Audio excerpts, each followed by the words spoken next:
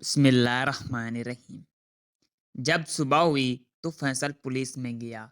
सब बताया कि अगर इस बच्ची का कोई वारिस है तो उसे ले जा सकता है। दिन गुजरते गए। एक दिन फैसल की बीवी फूट पड़ी, देखो, उसे घर से निकालो। इस बच्ची में बहुत सी पर असरार बातें हैं। जाने कहाँ से आई है ये लड़की। फैसल इस वक्त गुस्से में था। मेरा दिमाग खराब न करो। तुम इसका ख्याल नहीं रख सकती तो ना रखो। मैं खुद इसका ख्याल रख लूंगा। मैं उसे अपनी बेटी समझकर पालूंगा। फैसल ने इसका नाम महरीन रखा और उसे प्यार से मैरू मैरू बुलाता। मैरू का कोई भी वारिस ना आया तो बिला आखिर फैसल ने उसे अपनी बेटी बना लिया।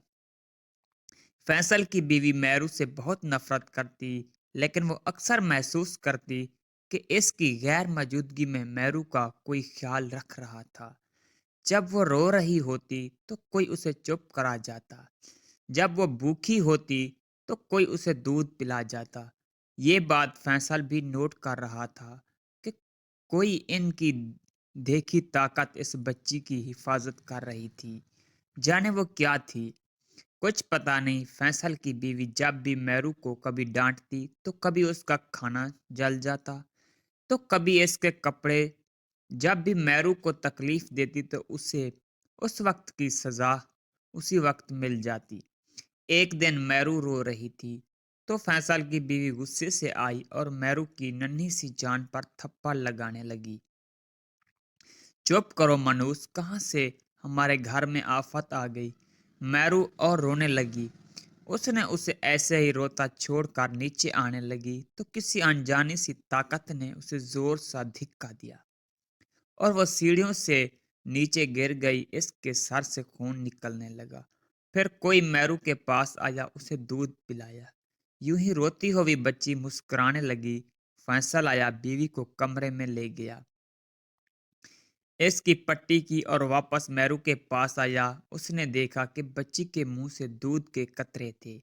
फैसल सोचने लगा कि कौन होगा जिसने बच्ची को दूध पिलाया होगा। उसकी बीवी तो ऐसा नहीं कर सकती। वो जानता था, लेकिन खैर जो भी है अच्छा ही तो हो रहा है।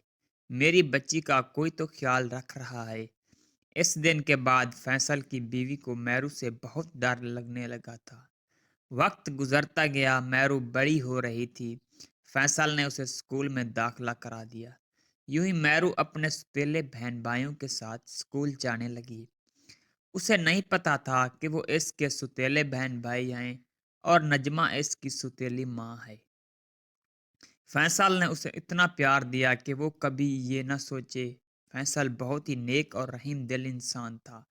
वो मैरू को अपनी बच्ची समझकर पालता रहा। उसे दिल लगी सी हो गई थी। इस बच्ची से कुछ भी खाने को लाता तो मैरू के लिए अलग स्पेशल चीज उसे इसके कमरे में देता। वो अनजानी सी ताकत अब भी मैरू के साथ थी। जब भी कोई बच्चे मैरू से ज्यादती करते तो वो ताकत उन्हें किसी न किसी बहाने सजा देती। मैरू खुद भी महसूस करने लगी कि जब भी इसके सर में दर्द होता तो कोई रात को इसका सर दबाता। कभी होमवर्क नहीं किया होता तो सुबह उसका होमवर्क मुकम्मल होता। अगली किस्त का इंतज़ार करें। अल्लाह हाफिज़।